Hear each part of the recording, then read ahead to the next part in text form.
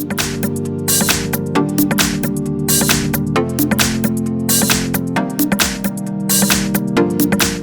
I've got ASUS Zenfone 6 and let me show you how to locate IMEI and serial number on the following device. So actually you have two methods. Let's start with the first one. Let's open the phone dealer at first and enter a secret code which is *06#. And this code will provide you with both IMEI numbers assigned to your device, to your ASUS Zenfone 6. Tap on OK to go back, and now we will open IMEI numbers and also serial number through the settings. Let's open the list of all applications at first, then go to the settings. Once in settings, locate and open system, and here you will notice about phone. Now go to the status, and here under IMEI information you will be able to come along with those IMEI numbers, and then a bit lower right here you've got serial number assigned to your ASUS.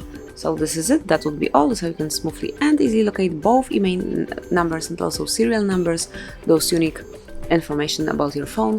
Thank you for watching, please subscribe our channel and leave the thumbs up.